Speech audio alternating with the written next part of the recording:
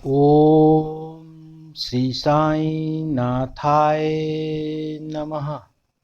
ओम श्री साई नाथाय नमः। ओम श्री साई नाथाय नमः। साई सच्चरित्र के दूसरे अध्याय का दूसरा अनुच्छेद पारायण।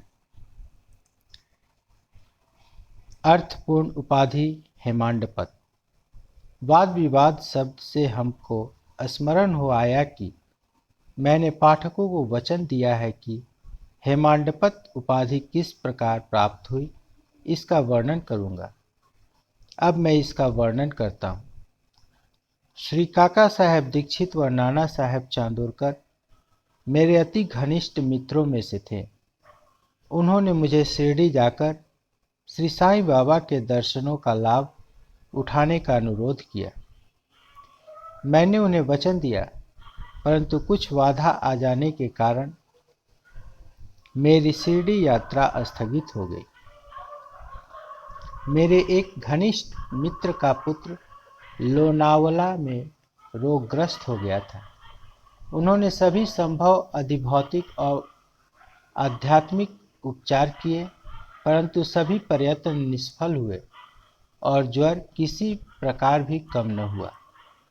अंत में उन्होंने अपने गुरुदेव को उनके सिरहाने बैठलाया, परंतु परिणाम पूर्वत नहीं हुआ।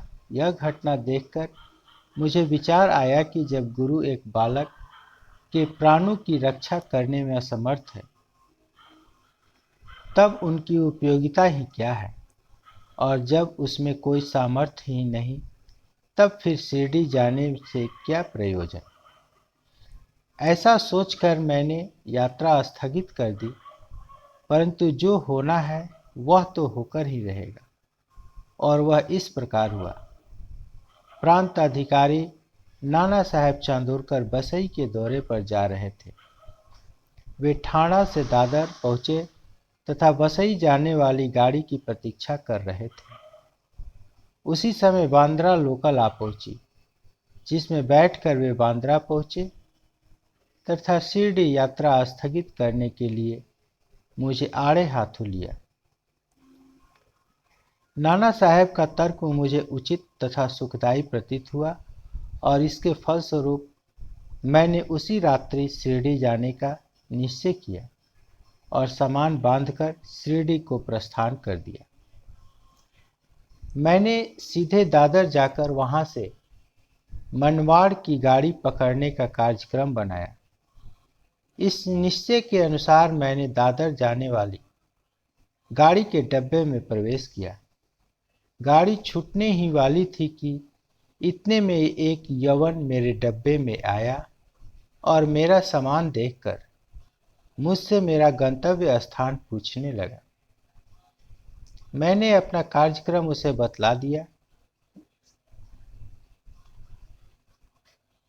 उसने मुझसे कहा कि मनवाड़ की गाड़ी दादर पर खड़ी नहीं होती, इसलिए सीधे बोरी बंदर से होकर जाओ। यह एक साधारण सी घटना घटित न हुई होती तो मैं अपने कार्यक्रम के अनुसार दूसरे दिन शिरडी न पहुंच सकने के कारण अनेक प्रकार की शंका कुशंकाओं से घिर जाता, परंतु ऐसा घटना न था। भाग्य ने साथ दिया और दूसरे दिन 9-10 बजे के पूर्व में शिरडी पहुंच गया। यह सन 1910 की बात है, जब प्रवासी भक्तों को ठहरने के लिए साठेवाड़ा ही एकमात्र स्थान था। तांगे से उतरने पर मैं साईं बाबा के दर्शन के लिए बड़ा लालायित था। उसी समय भक्त प्रवर श्री तात्या साहेब नूलकर मस्जिद से लौटे ही थे। उन्होंने बतलाया कि इस समय श्री साईं बाबा मस्जिद के मोड़ पर ही हैं। अभी केवल उनका प्रारंभिक दर्शन ही कर लो और फिर स्नान आदि से निवृत्त होने के पश्चात सुविधा से भेंट करने जाना।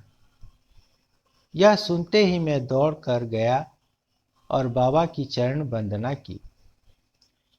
मेरी प्रसन्नता का परवार न रहा। मुझे क्या नहीं मिल गया था।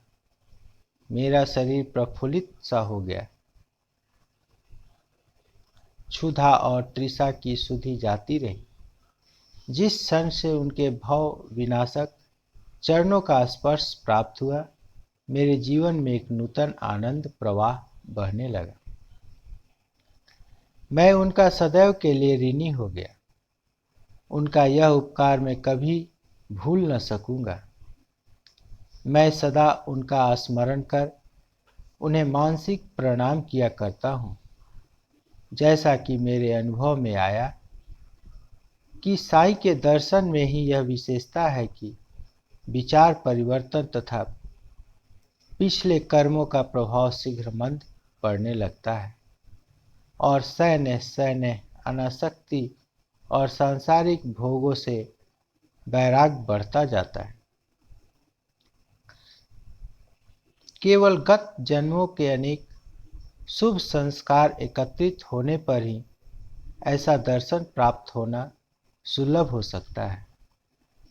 पाठकों, मैं आपसे शपथ पूर्वक कहता हूँ कि यदि आप श्री साईं बाबा को एक दृष्टि भरकर देख लेंगे तो आपको संपूर्ण विश्व ही साईमय दिखाई पड़ेगा।